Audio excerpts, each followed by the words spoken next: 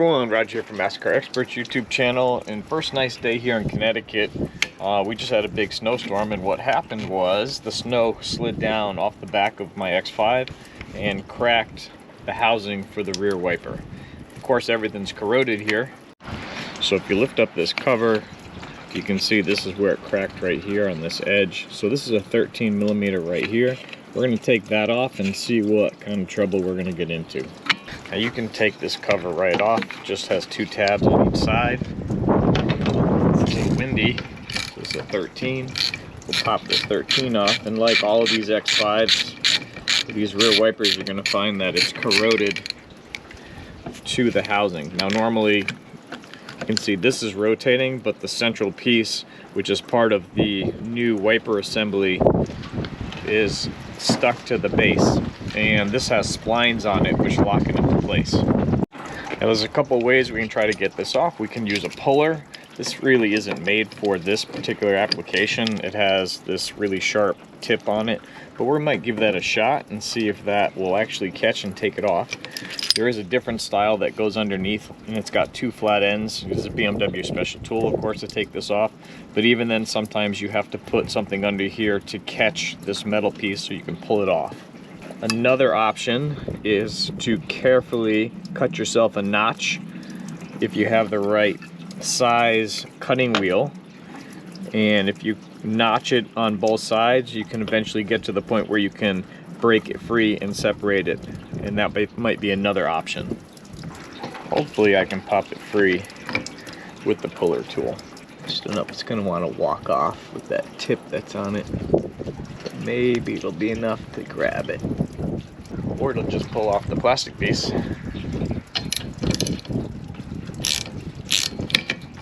Oh, she came off. Who would have thought? So look at that. That actually worked pretty good. It did grab the metal ring. This is the part that was separated right here. And you can see the corrosion that builds up on these. So I'm going to throw a little bit of lubricant on here, clean it off, and install the new wiper assembly. We'll torque it down and be good to go. Please take a minute to like and subscribe, post a comment. It really does help me out. Now at this point you can still make a mistake, so stick around. I'm going to show you how to not put this on incorrectly. There's one critical step that you need to watch out for. So the step you want to watch out for is, it might be an unknown position where that wiper is.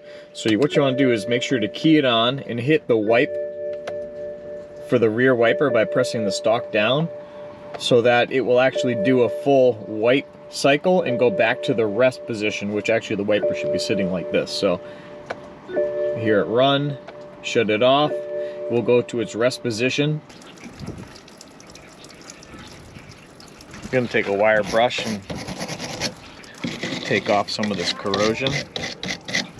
And with all that cleaned up, I'm actually going to take a little bit of bearing grease and lubricate those splines, and that's going to just help reduce corrosion from getting back in there for when I have to replace it again. Hopefully it comes off nice and easy. So it's nice that this comes as a set made in China. So it's made out of Chinesium. This is the Vico V20 2472. If I can find the link, I'll put it in the description box for this particular one. It is basically like an OE equivalent. It does come with the arm and a wiper blade, which is nice. It does come with a separate cover as well that will lock on, and you have to pull this plastic protection off. So we'll do this in steps. So the way this wipes is it wipes this way and back. So usually the arm sits a little bit at an angle about there. This is usually about where it is. It's actually usually not all the way straight because it's not going to go high enough on your windshield. So again, it's usually at a slight angle. So we can lift that up. That's going to get sucked down into the splines. And you can always get a new nut. I did lube that up, so hopefully that will help with a little bit of corrosion protection, but the nut feels like it's fine. And that's the wrong one. It's a 13 millimeter. So we're going to go ahead and support it here so it doesn't twist, and we're going to just snug that down. Click. Alright, torque to spec. Alright, you can see that's my angle. I could even be a little bit lower, but I think I like that angle. Let's pop this on. This just has a locator tab that it locks into, so it should just press into place. There we go, now I can see. That goes right there. Click. You can just peel this off or slide it off. Let's see how this wipes.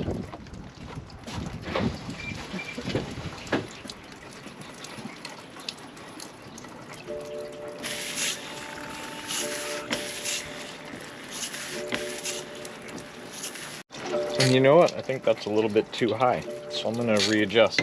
So if you have to readjust, take the nut off.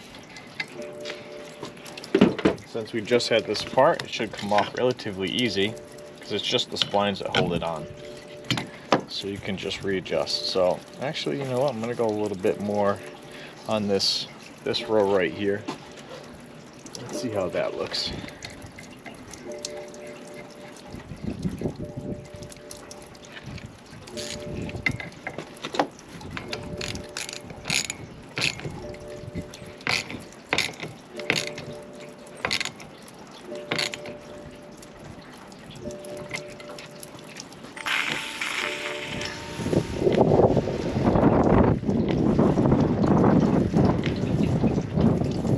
Alright, I like that angle right there. So my final end up being right not here.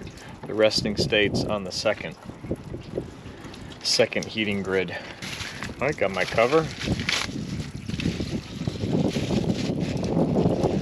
2 tabs in there. Just gonna hook that on there. Make sure you're in the slot. Lock it down and voila. Thanks for watching, everyone. Please like and subscribe. Join Zion and me on AskTheCarExperts YouTube channel. So smash that subscribe. I'll talk to you guys later.